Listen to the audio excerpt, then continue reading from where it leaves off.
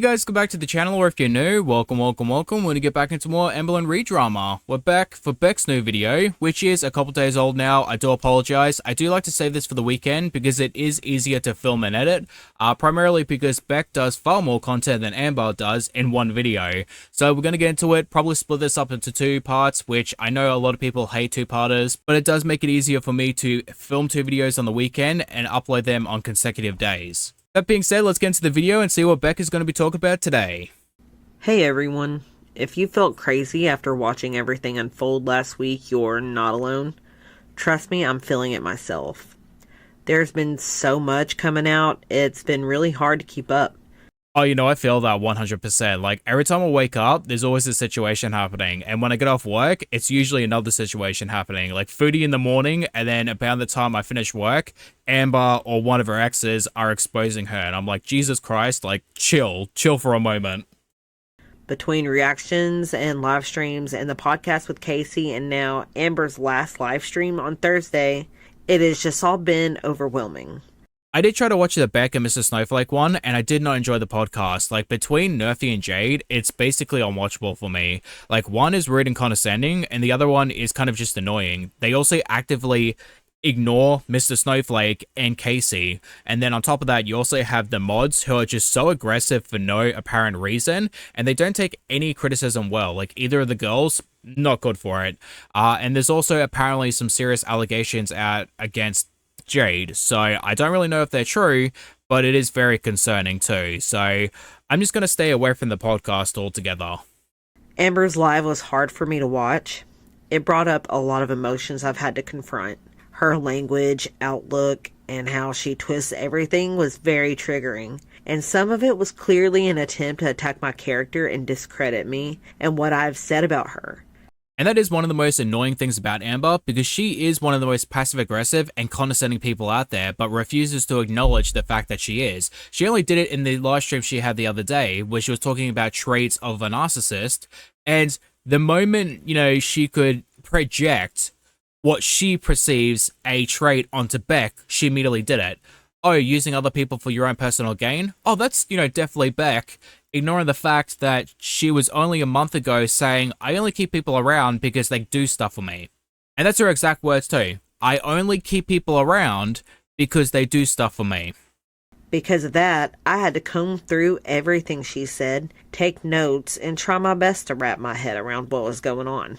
Reaction channels have really helped so much with that, and it's difficult seeing so many people watch her lie about me and others while trying to manipulate the narrative. I highly doubt they're ever going to see this, but I wouldn't worry about it too much, because most people are going to know who Amber is as a person after a couple videos, if they don't already. Like, the majority of people, I would say 99, maybe 98% of Amber's audience knows for a fact Amber is a narcissistic abuser. But they remember things even I don't remember sometimes, and getting the outside perspective has been incredibly important and enlightening. I've been trying to keep myself from having to address her directly most of the time. I did consider making this video at her specifically, but when I was writing this, I found out that she wasn't who I wanted to talk to. I wanted to tell you what I thought and what I'm feeling. This is all really new to me. Yes, I've talked about our past relationship before, but not to the extent I have the last month or so. Oh, you know, definitely. Like, thanks to Beck, we now know Amber has a whole level of depravity to her that we did not even know about. And, like, the more we hear, the less I want to know.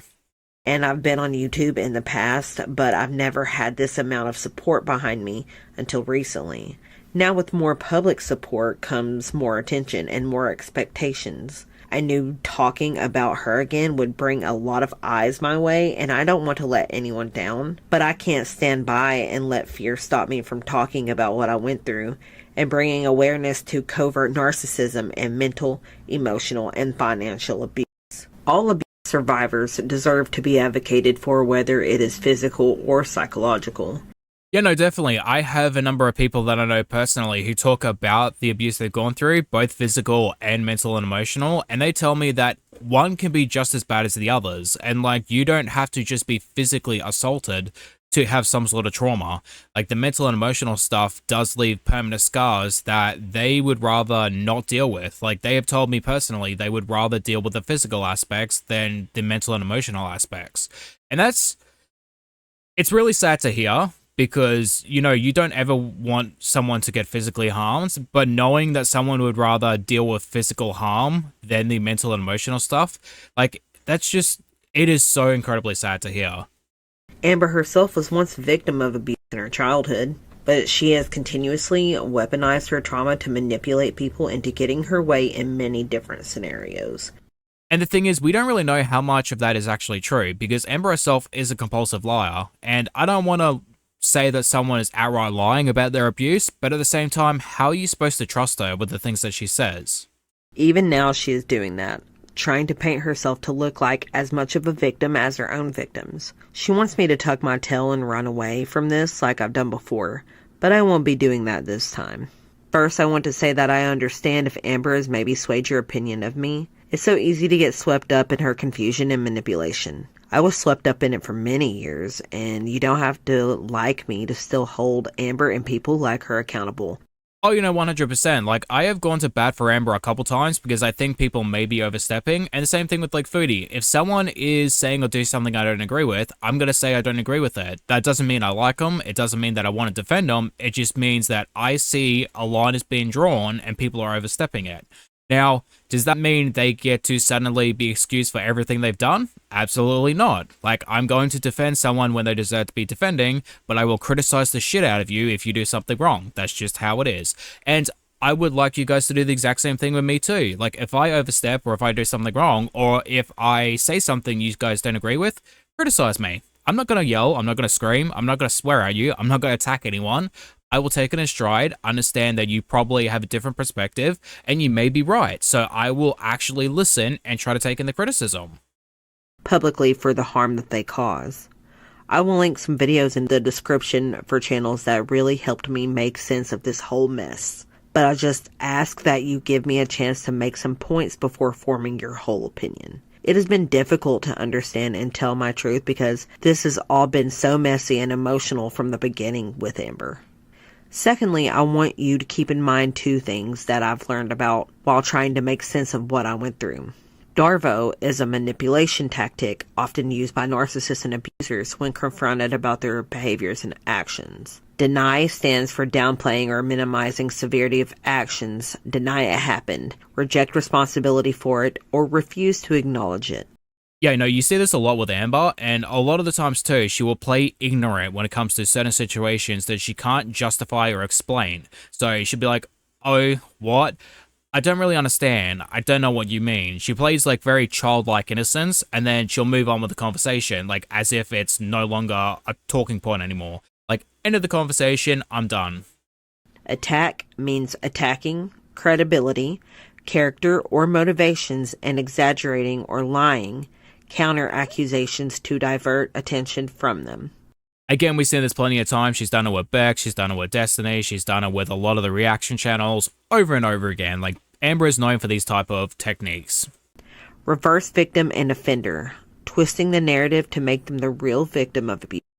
Casting blame onto someone else to regain control and manipulating emotions to get sympathy or pity. Which is another thing that Amber has done by saying that people are money hungry and are only her friends for money and gifts. And the narcissist prayer, coined by Dana Craig, used to demonstrate the way the narcissist thinks about their actions. That didn't happen. And if it did, it wasn't that bad.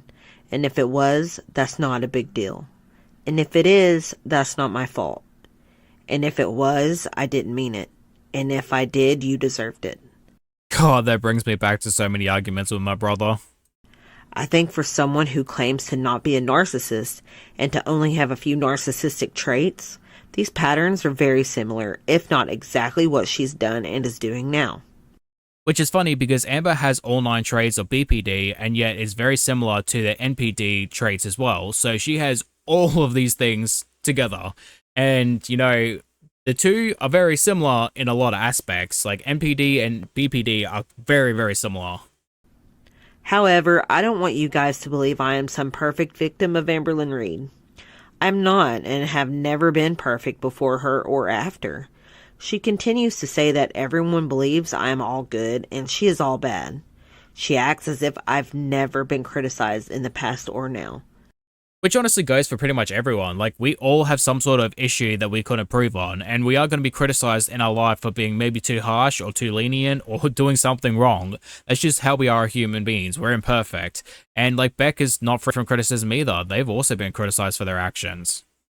But the truth is, she has never been able to take criticism and still can't handle it.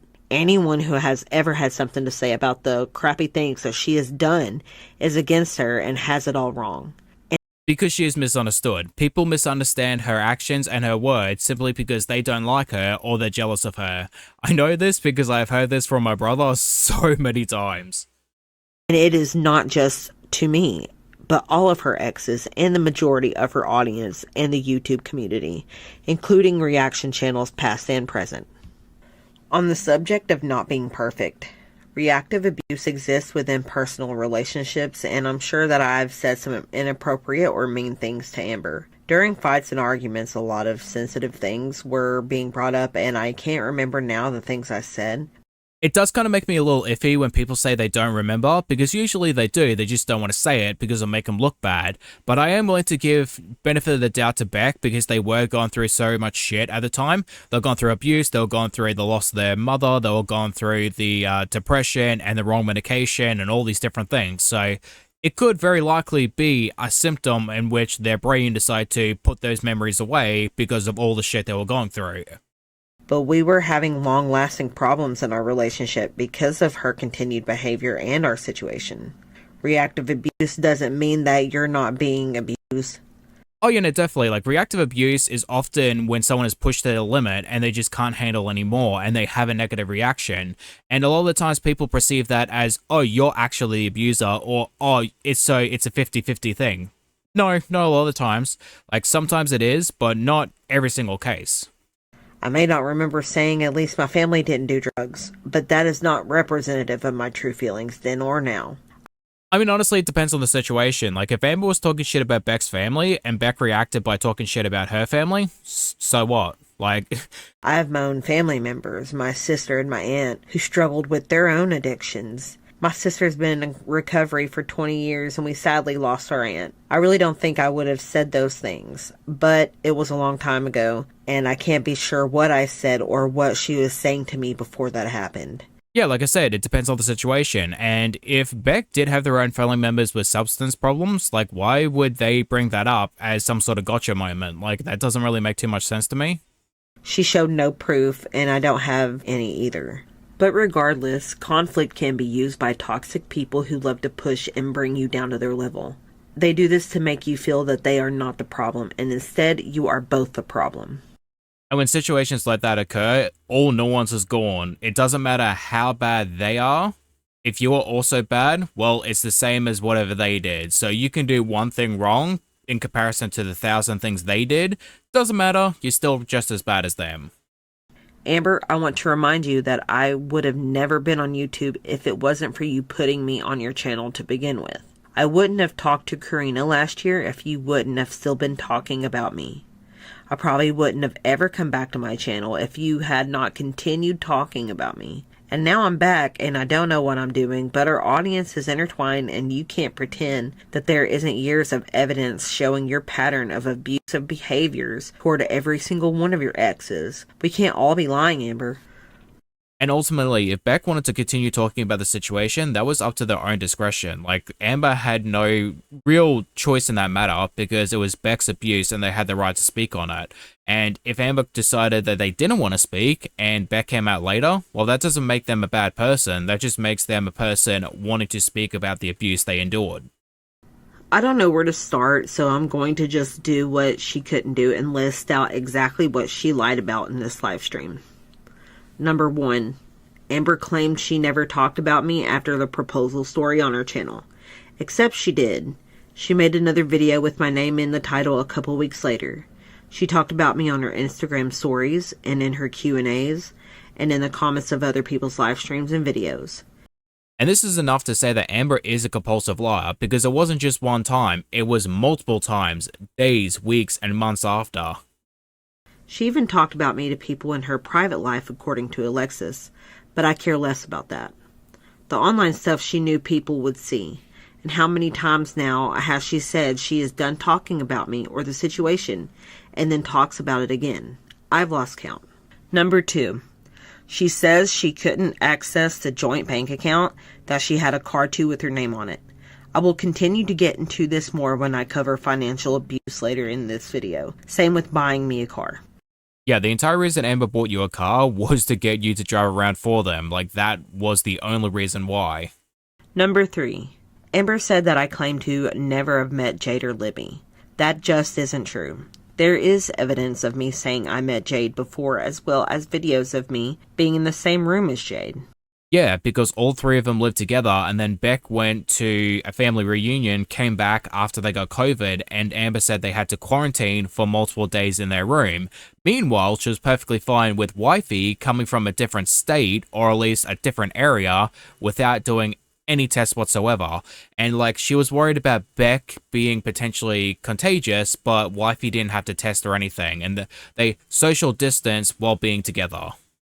Libby, I did say that I never met, but that's because I'm pretty sure we never did meet in person. There's a video of me sitting with Amber and talking while she was on YouNow with Libby. I did not meet Libby. I knew of Libby as a friend of Amber's she knew while with Destiny. Number 4. She says that Eric and Ricky told her that I admitted to using her for money and called her a fat fucking bitch. And I know some of you really wanted that last part to be true, but I truly do not remember saying those things to Eric or Ricky. I honestly don't really believe that, and both of those boys are messy as hell, and I would not trust them because they are two-faced and slimy. Like, they give gay men bad names. I did complain about Amber sometimes. I don't like either of those boys. They're slimy as hell and two-faced. Like, they are not to be trusted. But I never made fun of Amber's weight or body, even after the breakup. And why would I admit to using Amber for money if that's what I was doing? It just doesn't make sense. Eric and Ricky are also notorious gossips, and they love the drama. They told me back when we were still talking that my own sister and Logan were talking crap about me behind my back, and they weren't. And not to mention the fact that you saw what happened to your best friend, what they were going through with their girlfriend, and you decided to choose their girlfriend over them? Really? That says everything I need to know about them. Number 5. Amber claimed to have told me many times to go get a job if I was so bored, and that she supported me in working or starting my own business. She also said that I only ever Ubered twice. That was a lie. I drove for Uber when I could off and on, even after the breakup. Buying me some art supplies doesn't equal being supportive of me working and having a job. She admits herself in this live stream that she was controlling of my time and never wanted me to leave her alone. Which is the Amber? Was I allowed to leave to work, or did I always need to be with you? Oh, you know, I could definitely see that. Like, holding the fact that you bring money into the house over Beck's head, like, 100%. And I don't think Amber would want Beck to go get a job for multiple reasons. One, because Destiny cheated on her, so that would be a big no-no right there. 2, you would lose your caretaker and chauffeur, so that's going to be another no-no. Then Beck would also have financial stability and control over their own money, and Amber wouldn't like that, so that's a third no-no. Number 6. She tells people in her live that I said we weren't friends after the breakup, and that isn't entirely true. On my channel, I've said before that we hung out after the breakup, but that after I moved out, we were only friendly. I mean, Amber has fully admitted she doesn't really take rejection well. Same thing with, like, breaking all forms of connections with her. Like, just look at Wifey, for example. And with Amber, she's trying to remain friends with all of her exes, and I think it's because Amber wants to keep someone on the back burner just in case the relationship doesn't work out, the new one doesn't work out. She did it with Casey, she did it with Crystal, she did it with Destiny, she did it with Beck, tried to do it with Wifey. Wifey wasn't having that.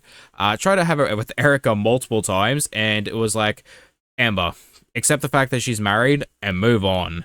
And I think I probably would assume she tried it with Emily as well.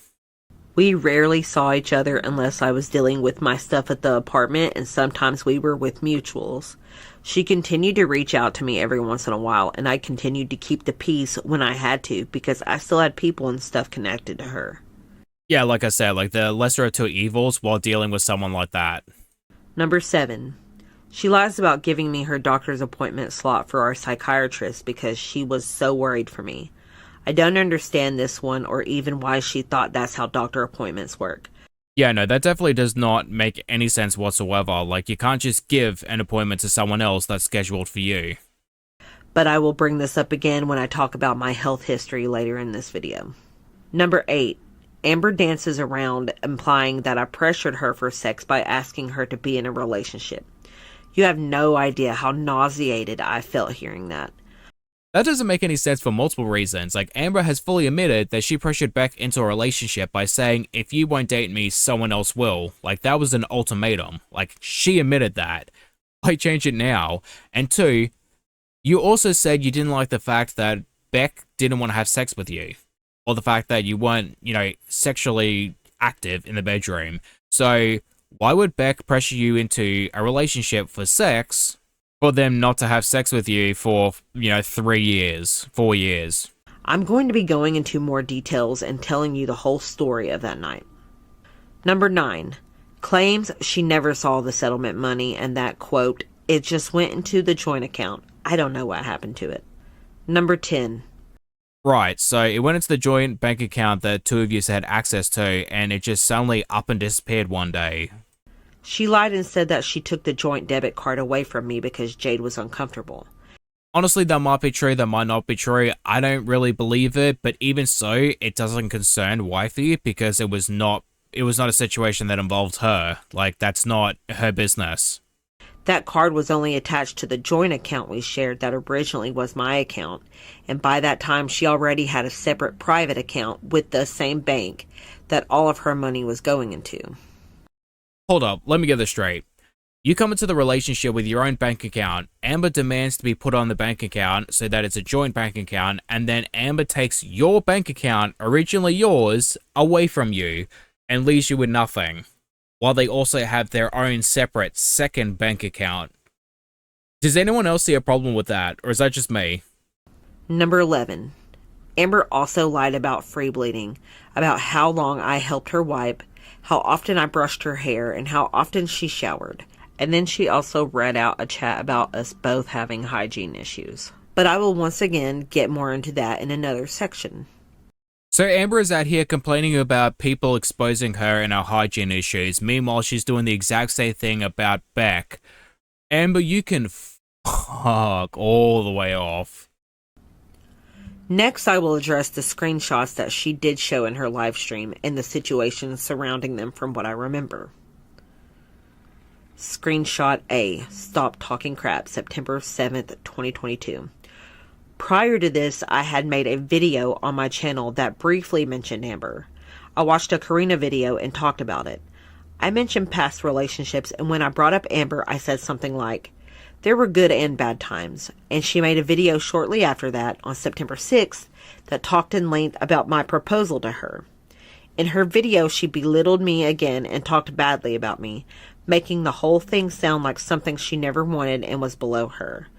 I remember that video, and I remember how Beck supposedly proposed, and I think it was both funny and hilarious. Like, I know it's kind of childish humor, but it was definitely an awesome way of doing it. Not to mention, it's also funny that their bedroom activity was dead, meanwhile using a vibrator to propose. Like, dude.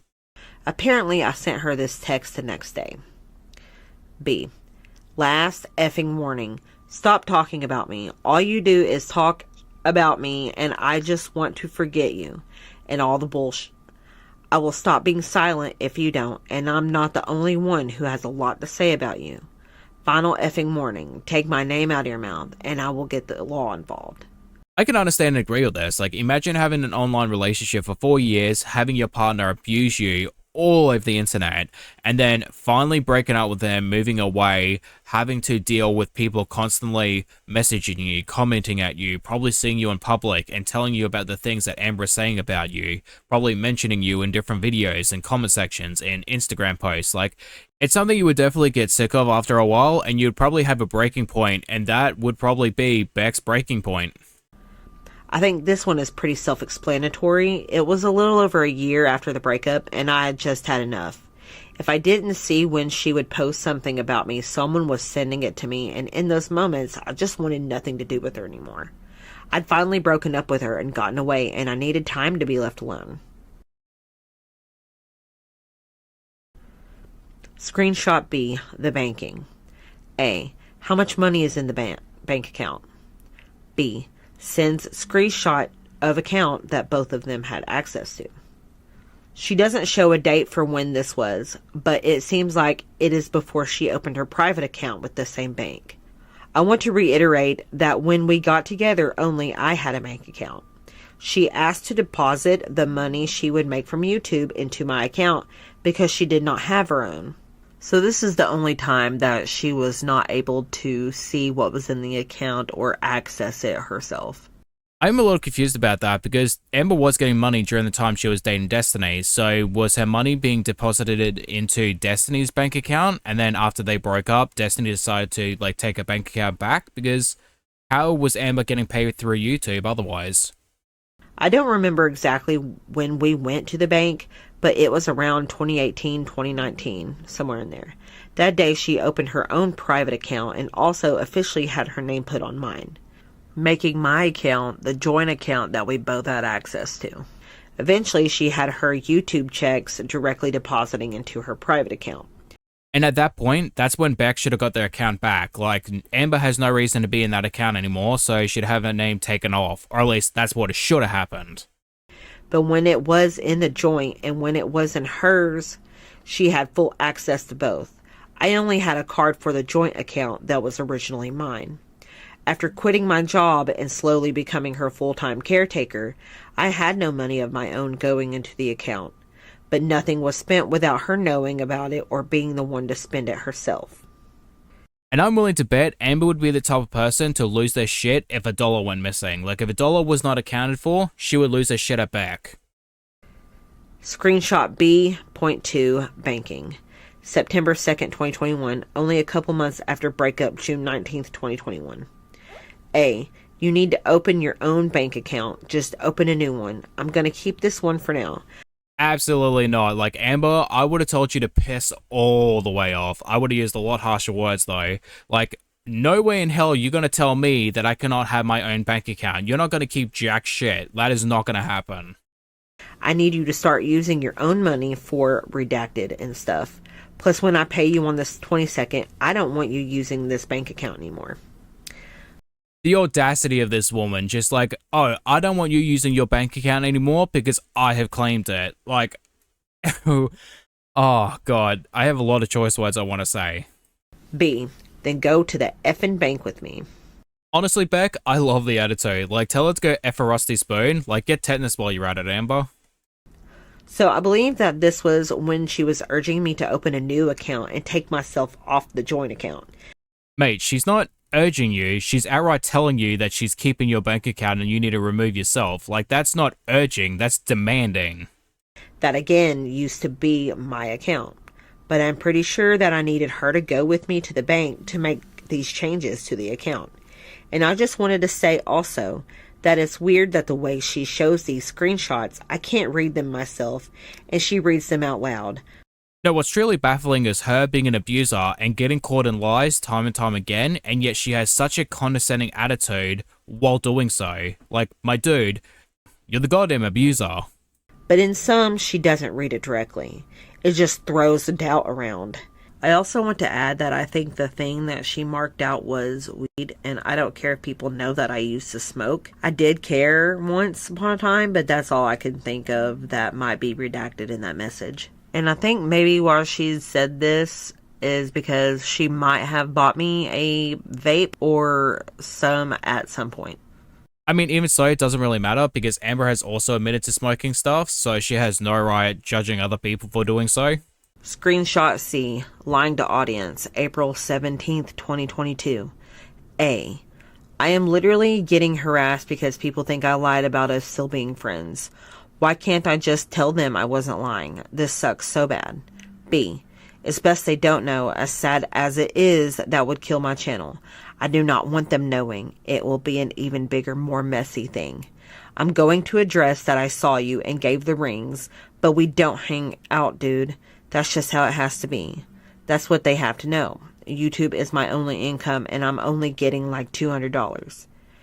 Alright, so if Beck wasn't hanging out with Amber, I can understand that. But if they were, they just is a little shady. Like, I do understand the reason, because they needed the money, and this is a way of bringing money in. Like, YouTube could be a good source of income for them. But you can't lie to your audience. I don't agree with that. Like, never. Amber adds that I said that I had a job even though I didn't. A. What about the backlash I'm getting for lying even though I'm not lying? B. If this comes out, it would be even less. Amber adds that this was about money. A. I'm choosing you over myself. B. Amber, please, how many times has Beck put you before themselves? Like, you can't do it for them one time. And even if I don't agree with them lying, like, put your ego aside just once and do a favor for someone who has spent 4 years doing everything for you. You should have said nothing at all. Amber didn't say that part. B. I lost my job. Okay, this is the big one I know a lot of people wanted me to address. Amber says that I completely denied being friends after our breakup. I didn't deny being friends with her entirely in my live stream, but I didn't say we were friends because I did not see us as friends. I explained that we did see each other in passing, when I needed to go to the apartment where some of my things still were, whenever she asked me to do something for her, and while being with mutual friends. I could definitely understand that. Like, I've been in that position where I used to be friends with someone and then we were no longer friends, but we'd share the same circle, so we would have to spend time with each other regardless of whether or not we wanted to. To explain the screenshot, Amber mentioned me in a different video and told the audience that we were still friends at that time. This is why I said you should have said nothing at all, which she conveniently did not read out loud, except I didn't consider us to be really friends at the time, and I didn't want her talking about me on her channel. I was scared of the audience, the haters, and the fans of Amber. I didn't want my channel to be all about her, and I didn't want to give her or anyone else any reason to talk about me. And the funny thing is, if Amber just shut her mouth and minded her business, like, Beck wouldn't have came back and made their channel primarily about Amber. Like, this is all on Amber, and now I am living for it. Instead of telling her, no, Amber, I'm not your friend, I asked her not to say that we were friends. I had forgotten that I sent a message like that. So when I denied her lying for me, I didn't remember this instance, and forgetting that is on me. But she wants to make this out to be an example of her always lying to her audience for me and to spare me and protect me. That just isn't the case. It does seem a little shady, and the way that Beck said it was left open for interpretation, but I think it was mostly the fact that Beck just didn't really want to deal with Amber, but also did not want to deal with the audience either. Like, should have set a clear set boundary of saying, hey, we're not friends, I don't want to be friends with you, I'm just cordial because I have to, but then you would have to deal with the fallout of Amber. I believe she's only bringing this up because I admitted to lying in her videos for her on different occasions. I want to apologize to my audience for not being honest with you all at that time. I'm sorry that I was still afraid of being authentic and genuine with you all. I thought that if I could just ignore Amber and Gurl World, that would be the safest path. I hope I can prove to you I have learned from those experiences and changed. I also want to apologize for my memory loss. I know Amber said herself that she has bad memory, and I'm sure that it was just an additional thing to muddy the waters of what was real and what wasn't. But I do wish I had more proof for you. Obviously, there are years of videos out there, and I rely on people bringing things to my attention a lot of the time when it comes to stuff posted publicly. However, I deleted all of our messages, texts, and other things. I didn't want to look at them anymore. I didn't want to read them or see them or think about them. They're gone, unfortunately, so I can't debunk or even look at the rest of the conversation for the screenshots she shows. which I feel like is a bit of a faux pas, because like it's one of those situations where Amber's always going to be in people's lives because they are a public figure and so many people are interested. So Beck probably should have kept those messages even if they didn't want to, but I understand why they did it. Like when you get out of these relationships, it's a good idea to keep these things, but you don't want constant reminders. You don't want photos, you don't want videos, you don't want the text messages, the phone calls, any sort of reminder of like your past and everything you had to go through. Alrighty guys, gonna end the video here. Thank you for watching. I hope you guys enjoy. I do apologize for cutting it in half. I know that a lot of people don't like part 2s, but it's easier for me to film and manage and just overall upload multiple videos in a day. I wasn't able to do yesterday's video, which was supposed to be this one, but I will try to do the second one tonight, if not tomorrow after work. But again, thank you for watching and hopefully get to see you guys in the next one. Bye bye.